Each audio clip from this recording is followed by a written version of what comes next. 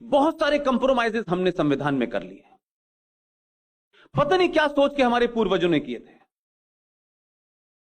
70 साल के इस सफर में मुझे तो कम से कम ऐसा नहीं लगता है कि जिनको विजनरी कहा जा रहा है वो विजनरी थे। मैं अगर बहुत असभ्य भाषा में कहूं तो मुझे लगता है इस देश पे 70 साल तक बौने लोगों का कब्जा था। उन बौनों को कैसे बड़ा बनाया जाए, बड़ी बड़ी किताबें लिखी जा रही थी। कोई डिस्कवरी लिख रहा है, कोई भारत एक खोज लिख रहा है। कौन लिख रहा है, किसने भारत कहां खोजा, हमें नहीं पता।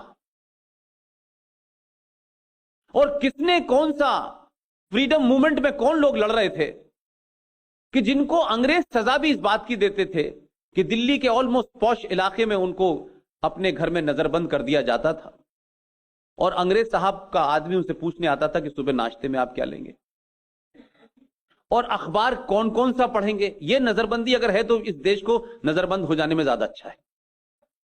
लेकिन उसी वक्त जब यह स्थिति दिल्ली में चल रही थी, उसी वक्त कोई आदमी, क्योंकि वो विजनरी नहीं था, वो एक्सीडेंटल हिंदू नहीं था, उसके अपने होने पे उसे कोई शर्म नहीं थी और वो बुनियादी चीजें लड़ रहा था।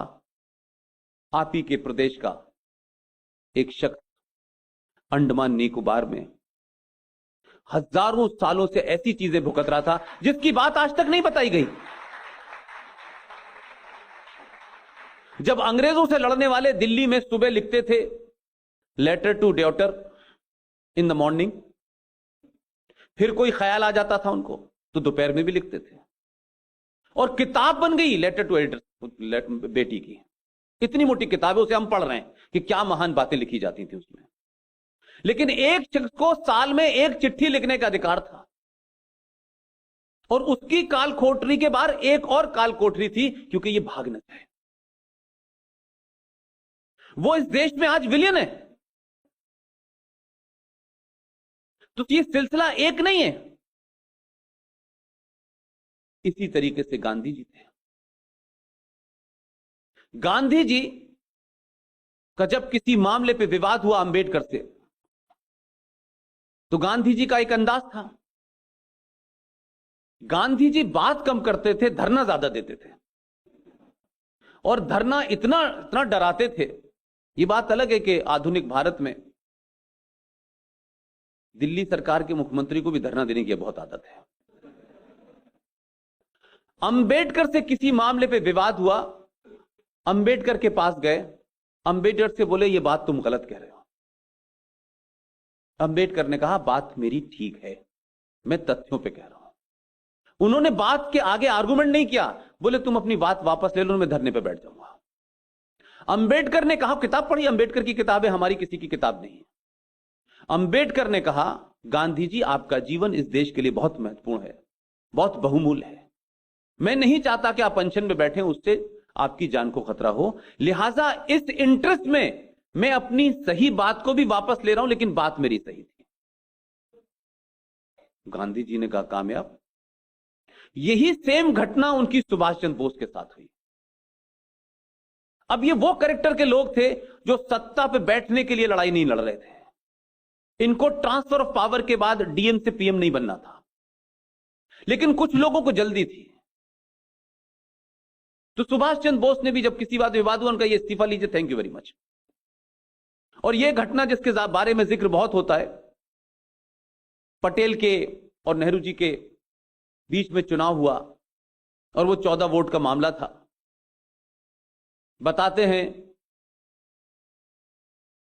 कि 14 में से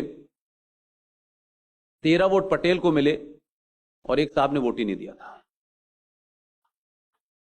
ये उसमें ऊपर नीचे हो सकता है, 12-11 हो सकते हैं। लेकिन जब वो हार गए तो मैं क्यों ना इसको कन्विंस मानूं। तो उन्होंने कहा कि नेहरू की हार तो मेरी हार है। तो जिन लोगों के लिए प्रधानमंत्री का पद बहुत महत्वपूर्ण था,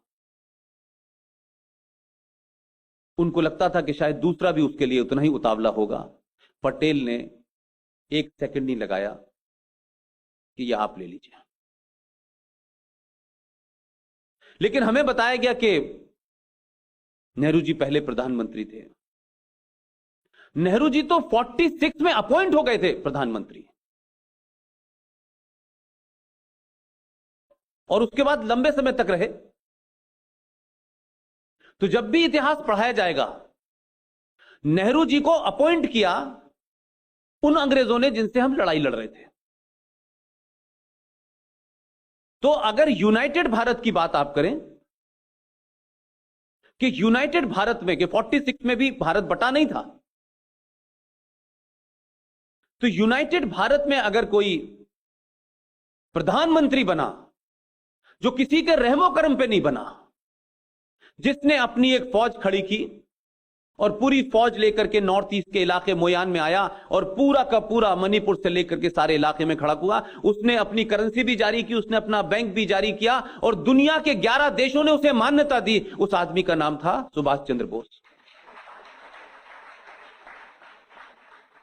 तो यूनाइटेड भारत का अगर प्रधानमंत्री कोई बना जिसने अपनी जाती शख्सियत के ऊपर दुनिया के 11 देशों से मान्यता ली, जिसमें यूएसएसआर जैसा मुल्क भी शामिल था, लेकिन मौसूफ जो 46 में बने, उन्हें सिर्फ माउंटबेटन का वोट मिला था।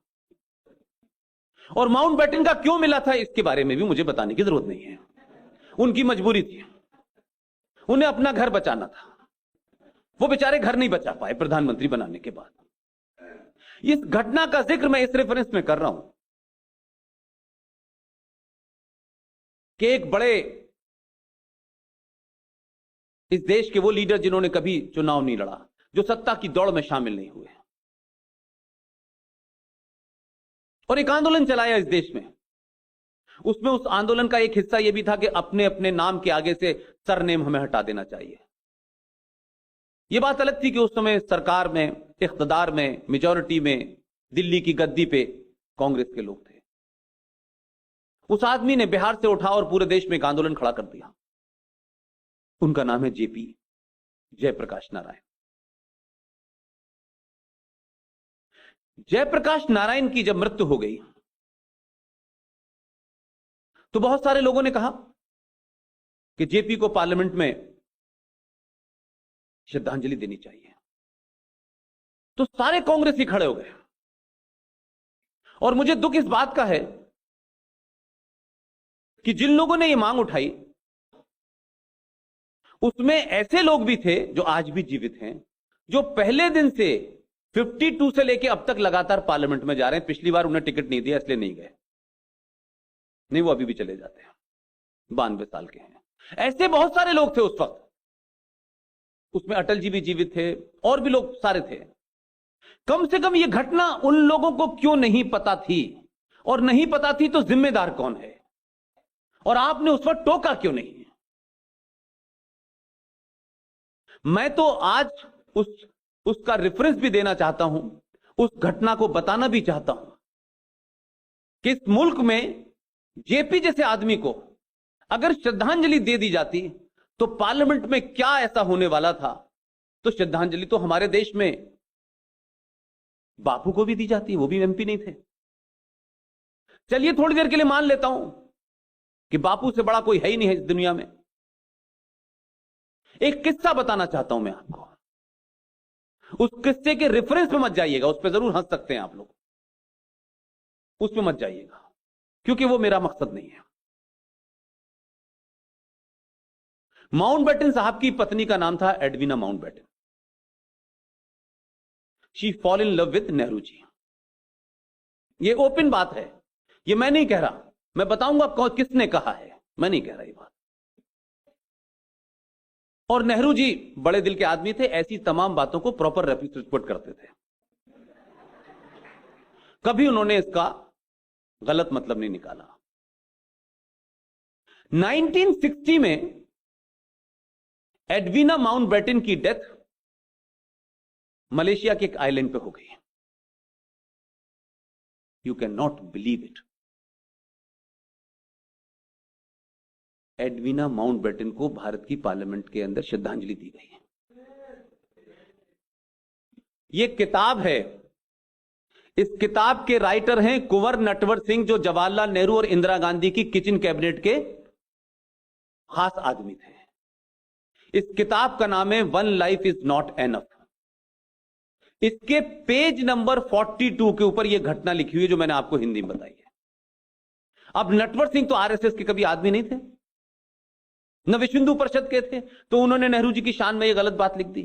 वो खुद लिख रहे हैं कि यह इतना अनप्रेसिडेंटेड था कि सब लोग चौंकने रहे। लेकिन मैं पूछ रहा हूं कि जो घटना 1960 में थी, उस 1960 की घटना के बहुत सारे लोग पार्लियामेंट में बैठे थे, वो क्यों चुप रहे? मालूम नहीं था या कोई और बात थी?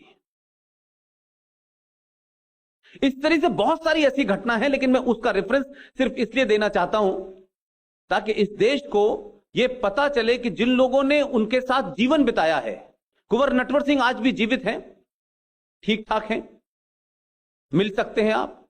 ये पूछ सकते हैं कि ये किताब कहीं ऐसा तो नहीं है कि उनके नाम से किसी ने छपवा दी हो, ऐसा भी नहीं। 1968 में इस देश के युवा और आधुनिक प्रधानमंत्री राजीव गांधी की शादी हुई। मेरा उस पर कोई विवाद नहीं है, कोई विवाद नहीं है, वो उनका पर्सनल मैटर है। लेकिन 1969 में श्रीमती इंदिरा गांधी, उस वक्त ये परंपरा थी कि प्रधानमंत्री के परिवार में 200 साल पुराना भी कोई अगर आदमी जीवित है तो वो प्रधानमंत्री के साथ जाता था। तो राजीव गांधी और सोनिया गांधी 69 में श्रीमती इंदिरा गांधी काबुल गई,